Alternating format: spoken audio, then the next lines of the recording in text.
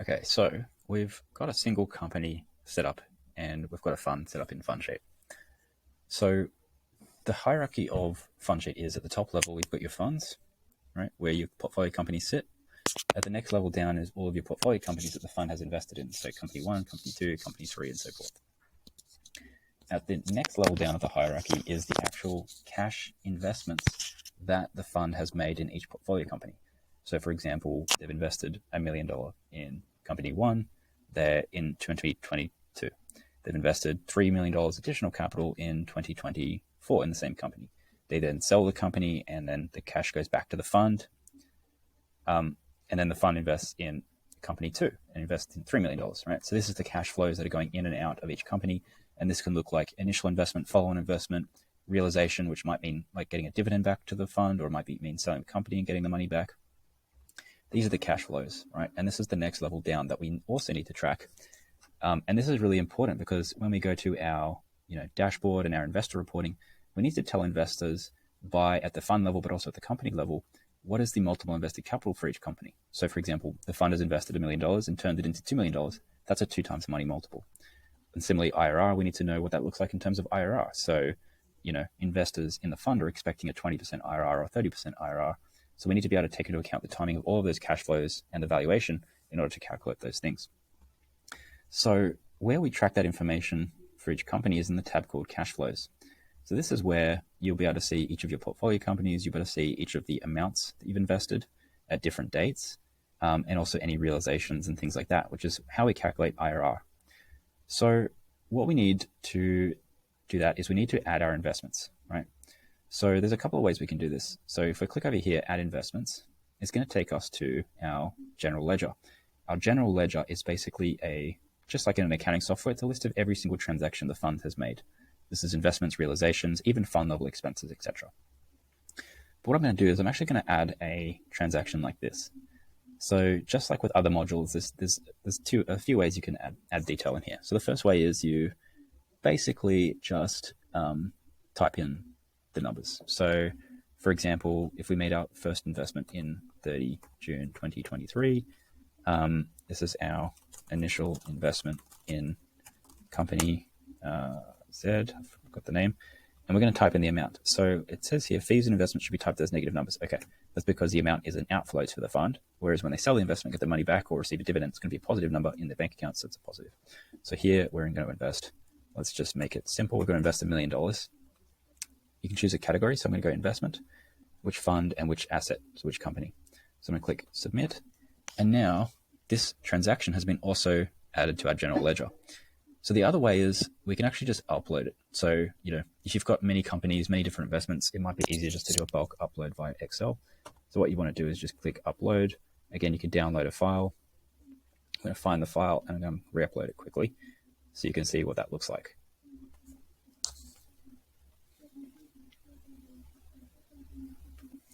Okay, so I've downloaded the file. As you can see, it gives us a template of what the upload should look like. So for example, we've got our date column, the date of the transaction, the amount. And again, remember, a investment by a fund will be negative.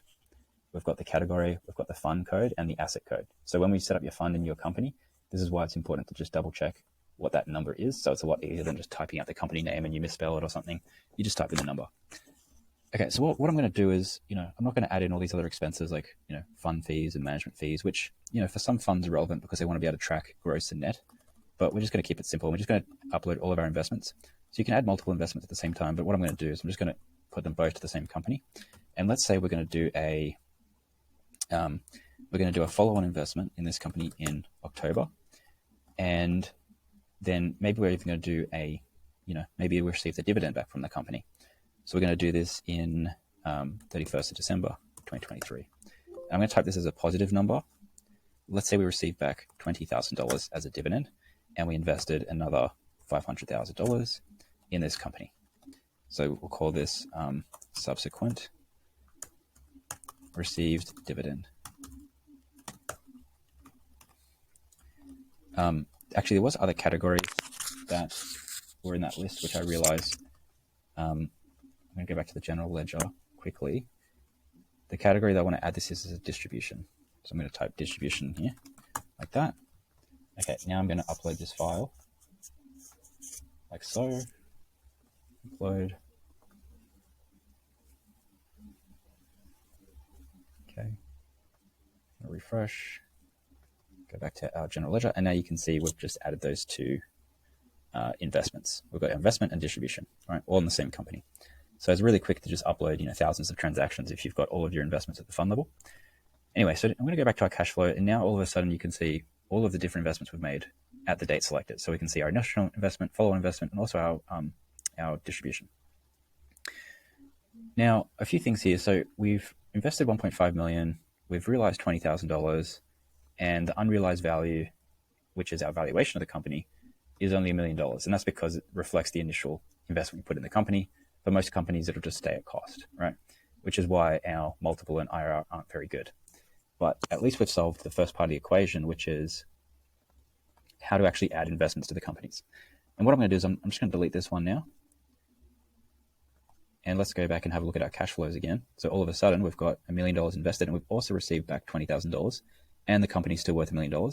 That means we've now got a positive multiple invested capital of 1.02 because it takes into account the distribution, and our total value, our total IRR is 2.68%. Okay, so that's how we add investments via bulk.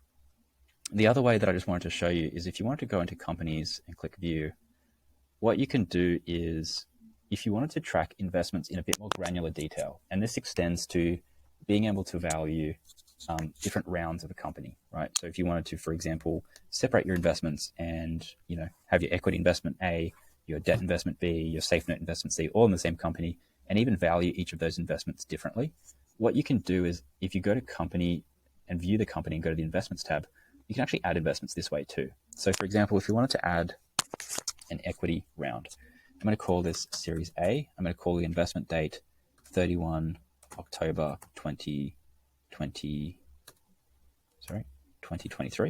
We're going to invest an additional $500,000 in the fund in US dollars, and this gave us, let's say, 500,000 shares at $1 per share. So if we go back to let's just have a look at what the impact of that is. So the first thing, if I go back to our ledger, which is our list of all of our transactions, you'll notice that this has been added as a transaction. Okay, so naturally, what else is going to happen is if we go to our cash flows, the cash flow calculation will also have been updated. So you'll notice that we've received $1 million, $500,000, and also our valuation's been updated, so it's still at cost, so still at 1 times MOIC. And you'll notice that our total capital is 1.5, unrealized value is 1.5, but because of the dividend we received, it's now 1.52, so our IRR is 2.1%. So it's just another way of adding that transaction in, but the key difference is when we get to valuations. And we'll cover this in a different video in more detail because there's a lot more to it. But you'll notice that now the ability to value the company, if I hadn't added that investment in the same way, we would have just been tracking our investment in a single line. So updating the NAV, the unrealized net asset value of the company each quarter. But now what we can do is we can actually split out that investment in more granular detail. We can actually value the equity investment and the investment per the GL that we uploaded in different ways. But that's for another video. We just wanted to show you the two options for uploading your investments. And now, if we just go back to our dashboard, you'll notice a few things. So we can actually track, for example, how much we've invested. You can see our investment bridge, how much we've invested, how that's grown. We've got some realizations to still worth 1.5. You can see our IRR over time that's being calculated and our multiple invested capital that's being calculated as well.